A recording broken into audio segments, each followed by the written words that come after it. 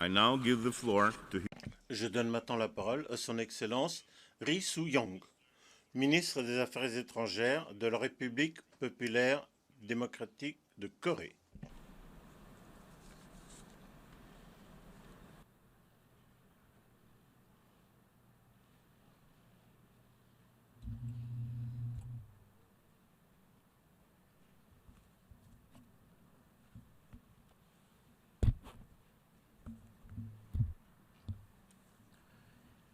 우장 선생, 나는 당신이 뜻깊은 유엔 총 Monsieur le Président, je souhaite vous féliciter de votre élection à la présidence de cette très importante 70e session de l'Assemblée générale des Nations unies. J'espère que la présente session sous le thème de 70e anniversaire de l'ONU, tracer la voie de la paix, de la sécurité et des droits de l'homme, permettra d'avancer sous votre présidence. Nous sommes maintenant à un point critique au bout de 70 ans et nous devons forger la voie à suivre. Tout d'abord et avant tout, il est important de tirer l'expérience des succès, tirer les leçons en fait des échecs des activités des Nations Unies depuis 70 ans. Heureusement, l'humanité a pu éviter une troisième guerre mondiale depuis 70 ans.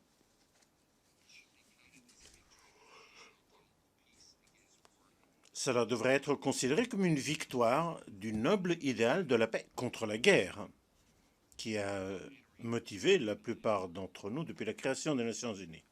En entrant dans le nouveau millénaire, la population mondiale vivant sous le seuil de pauvreté a été réduite de moitié. Cela devrait également être considéré comme étant une fière victoire de l'idéal de coopération pour le développement qui représente un des deux grands piliers des Nations Unies avec la paix. Nonobstant tout cela, le monde n'a jamais été en paix depuis 70 ans.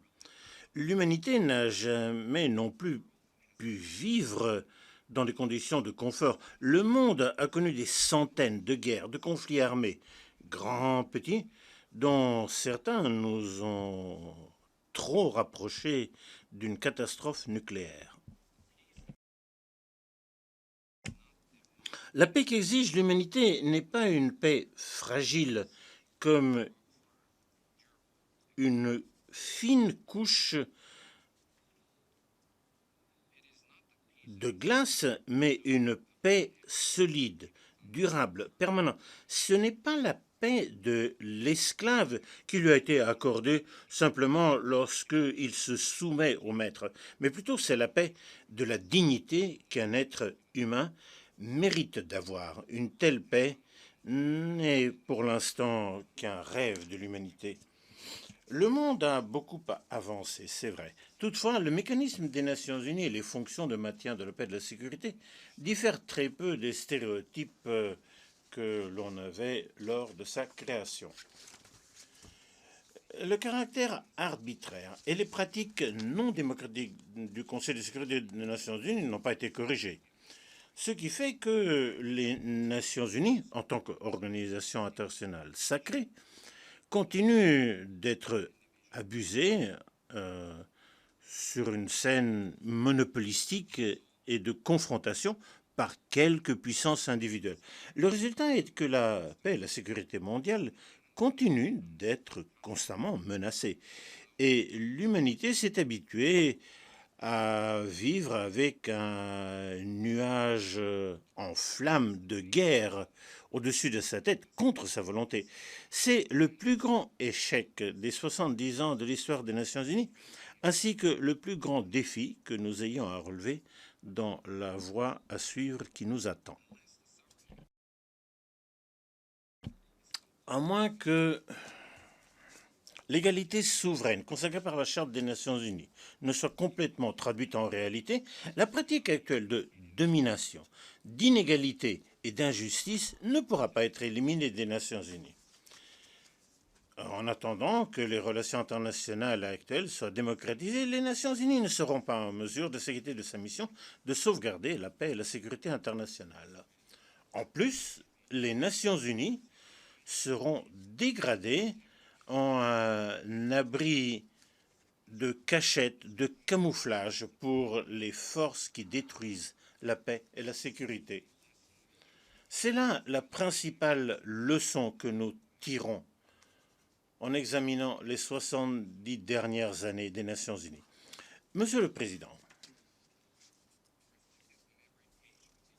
l'on trouve dans chaque page de l'histoire des Nations Unies des 70 dernières années, on trouve l'histoire de divisions nationales avec des souffrances pour les peuples.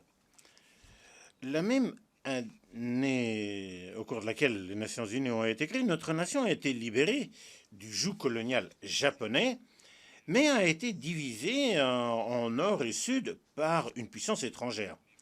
Cette même puissance étrangère est maintenant membre du Conseil de sécurité de façon permanente. Depuis cette décennie, depuis sa création jusqu'à aujourd'hui, les Nations Unies ont été complètement usées en tant qu'outil pour violer la souveraineté, la dignité, la paix et la sécurité de notre nation. C'était en fait la soi-disant Commission temporaire des Nations Unies sur la Corée qui a accordé la soi-disant légitimité aux manœuvres des États-Unis qui ont fixé la division de notre nation en instaurant un gouvernement séparé en Corée du Sud en 1948. C'est également au nom des forces des Nations Unies que les troupes des États-Unis de 15 autres pays satellites ont été utilisées lorsqu'ils ont pris part à la guerre de Corée en 1950.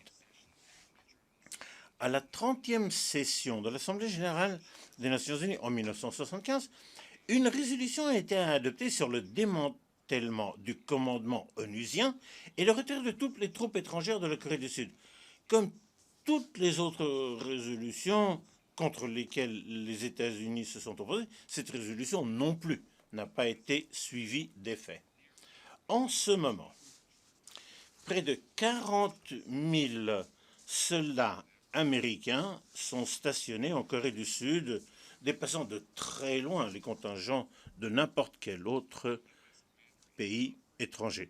Le commandant américain en Corée du Sud porte également le chapeau de commandant des Nations Unies.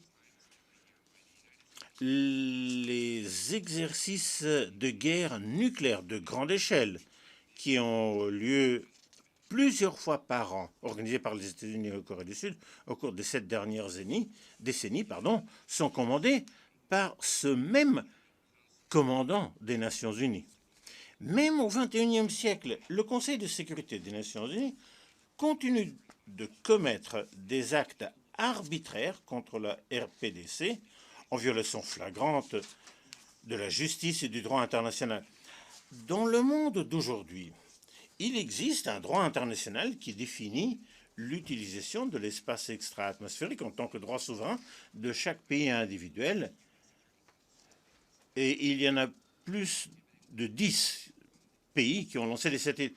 Or, le Conseil de sécurité des Nations Unies a adopté une résolution interdisant à la RPDC de lancer ses propres satellites. En plus, 9 pays au monde ont déjà développé et conduit plus de 2000 essais nucléaires. Bien nouveau, le Conseil de sécurité a adopté des résolutions interdisant un essai nucléaire de la RPDC qui n'a organisé que 3 tels essais nucléaires. L'année dernière, les États-Unis ont lancé une autre campagne de diffamation contre la RPDC à l'Assemblée générale des Nations Unies et au Conseil de sécurité sur la base du rapport de la commission d'enquête sur la situation des droits de l'homme en RPDC qui a été fabriqué avec des preuves inexistantes, montrant ainsi que les Nations Unies ne sont rien d'autre qu'un outil que les États-Unis utilisent à leur gré. Le développement de l'espace extra-atmosphérique et des fins pacifiques est un droit légitime pour un État souverain. Et notre essai nucléaire est une mesure d'autodéfense pour faire face à la politique hostile et à la menace nucléaire des États-Unis. La position du gouvernement de la RPDC est de sauvegarder sa dignité en répondant de façon ferme, en utilisant toutes les mesures de défense et de protection nécessaires contre ces actes injustes avec ces lancements de satellites pacifiques. La Charte des Nations Unies stipule que le Conseil de sécurité agit sur les principes de la justice et du droit international. Or, les Nations Unies sont devenues un chaos en ce moment et il est difficile de voir ce qui s'impose de la Charte des Nations Unies ou des résolutions du Conseil de sécurité. En fait, c'est une des tragédies du XXIe siècle que le Conseil de sécurité des Nations Unies, avec ses énormes responsabilités et son pouvoir, devient tellement ridiculisé par une seule puissance. Monsieur le Président, en août dernier, la situation sur la péninsule coréenne, une fois de plus, s'est rapprochée de la guerre.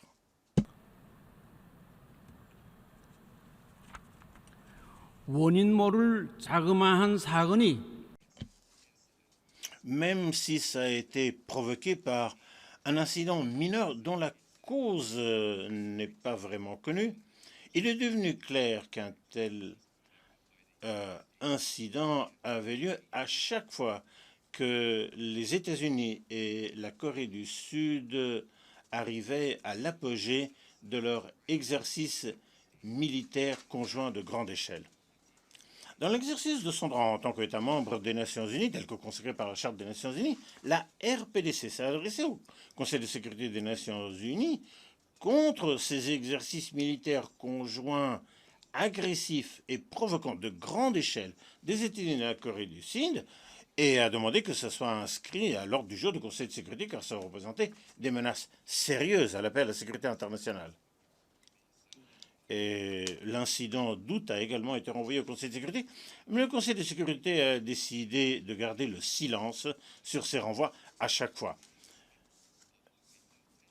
Qu'est-ce que les Nations Unies peuvent faire lorsque c'est le commandant onusien qui commande ces exercices de guerre de grande échelle et qui crée ce cycle vicieux de tensions élevées? Il y a d'autres phénomènes extrêmement étranges que la logique seule ne peut expliquer. Voilà plus de 20 ans que la RPDC est devenue membre des Nations Unies. Mais à Panmunjom, on a encore les drapeaux de la RPDC et des Nations Unies l'un contre l'autre. En d'autres termes, les Nations Unies sont en état de guerre contre un de ses États membres avec ses armes pointées l'un contre l'autre. Les nombreux secrétaires généraux des Nations Unies ont exprimé leur position que le commandant onusien n'était pas le mécanisme qui était sous un contrôle onusien et que son démantèlement ne pouvait être décidé que par le Conseil de sécurité des Nations Unies seulement. À long terme, cela veut dire que le commandement onusien ne sera pas démantelé tant que les États-Unis seront membres permanents du Conseil de sécurité des Nations Unies avec un veto. Par conséquent, il établit également l'équation que les Nations Unies égale États-Unis, car les troupes américaines sont juste des forces onusiennes sur la péninsule coréenne. Au nom de la paix et de la sécurité internationale et pour le bien-être et la prospérité de la nation coréenne, les Nations Unies devraient s'en tenir aux buts et principes d'origine de la Charte des Nations Unies et régler les relations anormales avec la RPDC. L'incident du mois d'août a montré la fragilité de la paix actuelle sur la péninsule coréenne, car il s'agit de relations anormales avec les Nations Unies. Une conclusion que l'on peut tirer à tête reposée après une analyse approfondie de l'incident est le fait que l'accord d'armistice actuel, dans sa forme nominale, ne peut plus maintenir la paix sur la péninsule coréenne. L'accord d'armistice ne contenait pas de dispositions permettant de tels exercices de guerre, de provocation et d'agression sur une telle échelle.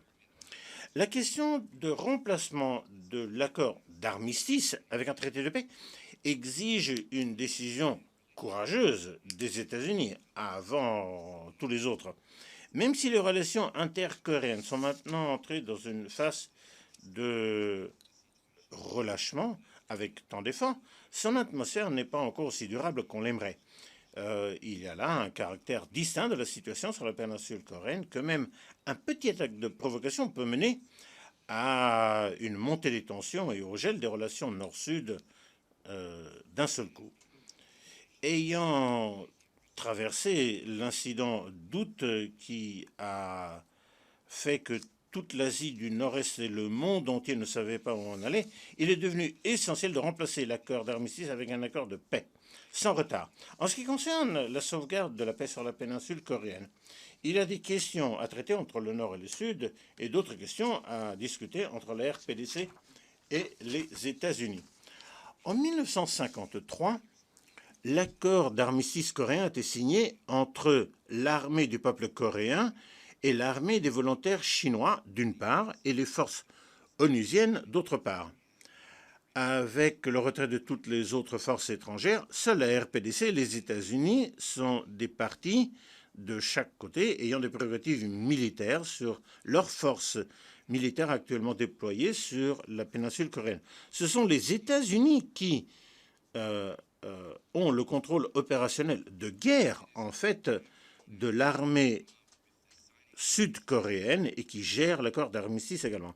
Il est grand temps que les États-Unis envisagent la signature d'un accord de paix. Le gouvernement de la RPDC est prêt à avoir un dialogue constructif pour empêcher la guerre et les conflits sur la péninsule coréenne, une fois que les États-Unis accepteront de remplacer l'accord d'armistice avec un traité de paix sans qu'il n'y ait de provocation par le biais des médias.